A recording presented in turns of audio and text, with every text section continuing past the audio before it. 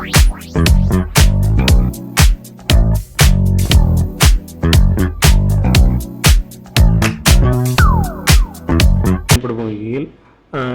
எடுக்கப்பட்டுள்ளது.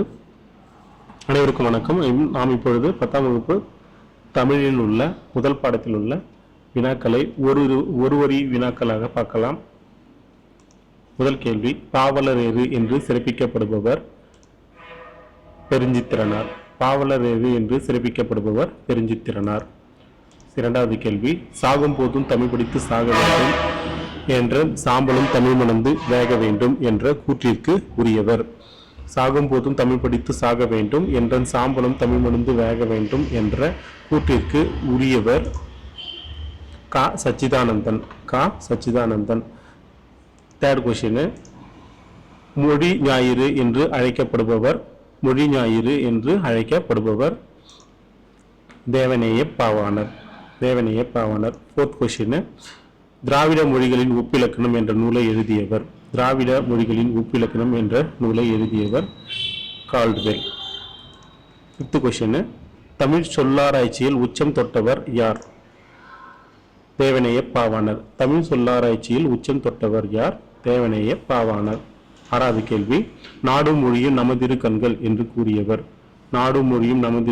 என்று கூறியவர் மகாகவி பாரதியார். ஏழாவது கேள்வி, காட்டிலா என்னும் நூல் முதன்முதலாக எந்த மொழியில் மொழிபெயர்க்கப்பட்டது? எந்த மொழியில் மொழிபெயர்க்கப்பட்டது? தமிழ் மொழியில். எட்டாவது கேள்வி பார்க்கலாம். செந்தமிழ் சொற்பிறப்பியல் அகர முதலி திட்ட இயக்குநராக பணியாற்றியவர் யார்? செந்தமிழ் சொற்பிறப்பியல் அகர முதலி திட்ட இயக்குநராக பணியாற்றியவர் தேவநேய பாவாணர். ஒன்பதாவது கேள்வி பார்க்கலாம்.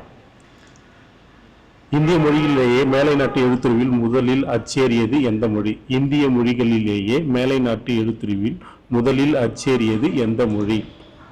தமிழ் மொழி. பத்தாவது கேள்வி, துரைமாணிக்கம் என்ற இயற்பெயர்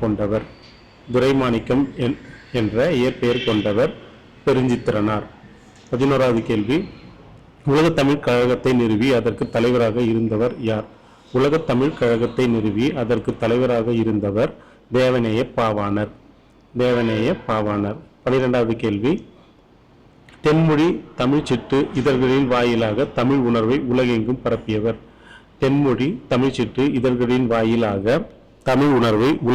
பரப்பியவர் துரைமாணிக்கம் என்ற பெருஞ்சித்திரனார். 13வது கேள்வி, தமிழுக்கு கருவூலமாய் அமைவது பாவலரேறு பெருஞ்சித்திரனாரின் திருக்குறள் மெய்ப்பொருளுரை. 14வது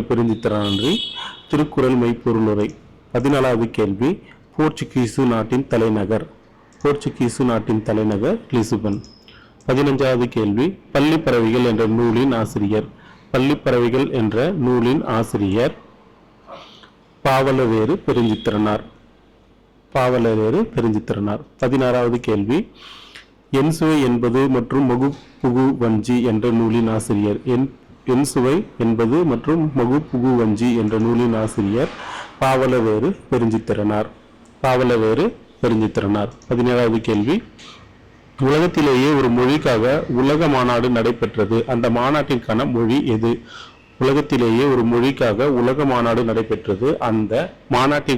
மொழி எது? தமிழ். 18வது கேள்வி பார்க்கலாம். பாவியகுத்து என்ற நூலின் ஆசிரியர் பாவலரேறு பெருஞ்சித்திரனார். 19வது கேள்வி, விழிகளை இழக்க நேரிட்டால் கூட தாய்மொழியினை இழந்துவிடக் கூடாது என்று எண்ணியவர்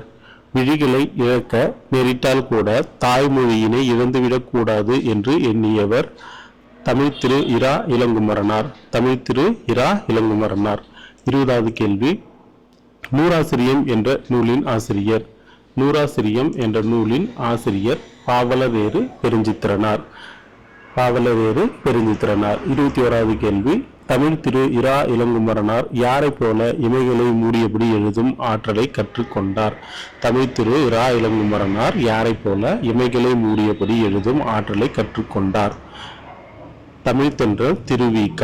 தமிழ் தென்ற திருவிக்காவை போல் இமைகளை மூடியபடி எழுதும் ஆற்றலை கற்றுக்கொண்டார். 22வது கேள்வி, கனிச்சாறு என்ற நூலின் ஆசிரியர். கனிச்சாறு என்ற நூலின் ஆசிரியர் பாவலரேறு பெருஞ்சித்திரனார். பாவலரேறு பெருஞ்சித்திரனார்.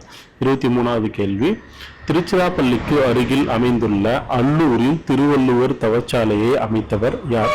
திருச்சிராப்பள்ளிக்கு அருகில் அமைந்துள்ள அல்லூரில் திருவள்ளுவர் தவச்சாலையை அமைத்தவர் தமிழ் திரு இரா இளங்குமரனார். தமிழ் திரு இரா இளங்குமரனார். 24வது கேள்வி, உலகத்திலேயே ஒரு மொழிக்காக உலக மாநாடு நடத்திய முதல் நாடு எது? உலகத்திலேயே ஒரு மொழிக்காக உலக மாநாடு நடத்திய முதல் நாடு எது? மலேசியா. மலேசியா. 25வது கேள்வி, உலகத்திலேயே ஒரு மொழிக்காக உலக மாநாடு நடத்திய முதல் நாடு மலேசியாவே. மாநாட்டிற்குரிய முதல் மொழியும் தமிழே என்று கூறியவர்? உலகத்திலேயே ஒரு மொழிக்காக உலக மாநாடு நடத்திய முதல் நாடு மலேசியாவே. மாநாட்டிற்குரிய முதல் மொழியும் தமிழே என்று கூறியவர் பன்மொழி புலவர் க. அப்பாதுரையார். பன்மொழி புலவர் க. அப்பாதுரையார். நன்றி.